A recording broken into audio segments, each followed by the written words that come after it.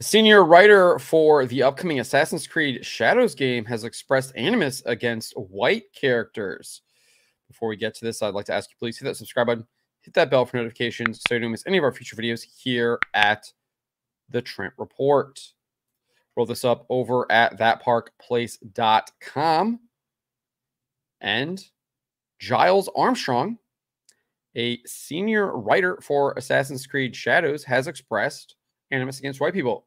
He confirmed that he is a senior writer on the game in a post to X after the game's trailer debuted yesterday. He wrote this: "Now that Ubisoft Sofia has been confirmed as working on it, I can finally reveal I was a senior writer on Assassin's Creed Shadows, working under the guidance of Ubisoft Quebec and the excellent Alyssa, whose tag is Moss in Mind on X. I can tell you, you're all in for a treat." So he is a senior writer. He's confirming it. He's announcing it himself. And back in 2018, this is what he had to say regarding white characters. He reacted to a video of actor Chadwick Boseman surprising Black Panther fans during like a Jimmy Fallon skit on The Tonight Show. But he wrote this: "Hey, hashtag game dev. When I say in our meetings that representation matters, well, see for yourself." Sounds pretty lecturing there. I guess people weren't really kind of maybe listening to him. And now he's trying to say, I told you so. I told you so. Not someone I would want to work with that kind of attitude. Anyways, he goes on and says this: "Everyone wants to see a positive version of themselves on screen. Everyone. There's more than enough games out there with white men as the only playable characters. Let's do better." Reminds me of The Falcon and the Winter Soldier. Sam Wilson lecturing the politician, do better. Absolutely cringe. This is cringe as well. These people that buy into this representation ideology don't realize that by trying to put down one race to elevate another, it's doing the opposite of what they're saying. You're literally not being positive because you're trying to put down another race. He's literally being divisive here. He's targeting white characters. It's absolutely sick and disgusting. I'm not sure if a lot of these people realize this, or they do realize it and they do it anyways. And if they're doing that, then it's clearly evil, because all this stuff is creating division. It's stoking hatred. It is indeed wrong. Now, that's not to say, hey, let's create some black characters.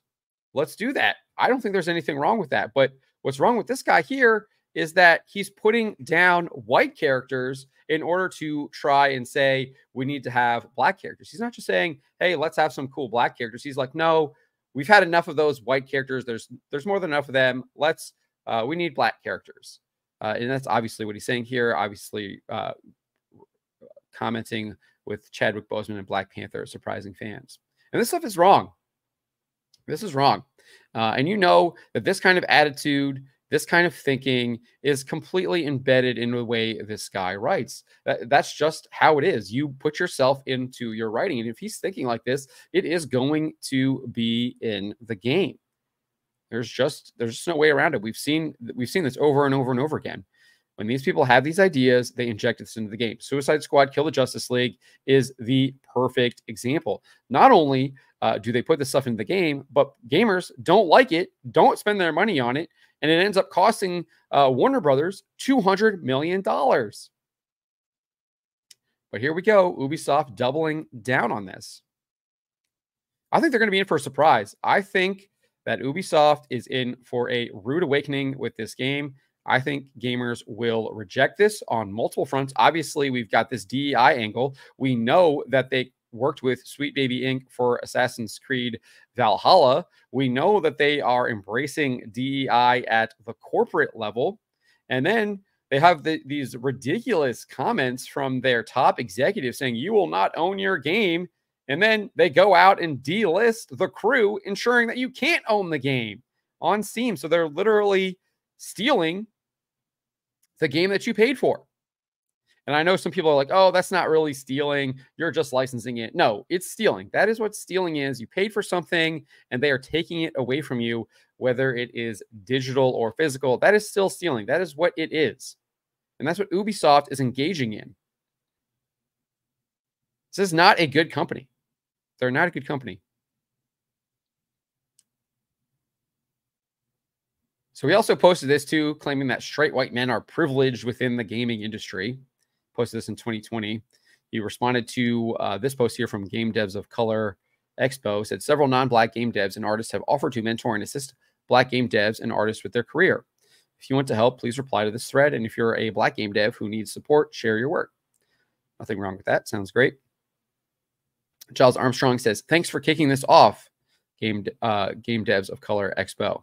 Game writing is a tough field, even with all the privilege of being a cis white male. So he's using pejoratives too in response to himself. He's like adopting like this heinous language of like the how do they use it? They call it the oppressor's language, the colonizer's language, and he's like adopted the oppressor and the colonizer's language. I mean, it's pretty pathetic that he's referring to himself like this, and those are kind of like his identities there. It's really sad. And again, just goes to show you this guy's the way of thinking if he's describing himself as that. And then also, obviously, saying that people like him are somehow privileged in the video game industry and writing that in 2020, just utterly ridiculous. It just was not true. And we've seen that it's not true even now with the quotas and everything like that. So this guy's lying too, but that's what he's claiming. And then he goes on and says, based on how very few black game writers I see, I can only imagine how much harder it must be. For advice on game writing and portfolio pieces, I'm here. You see here, no one responded to him. So I have no idea if anyone DM'd him or not, but clearly no one responded to him, which that's interesting, right?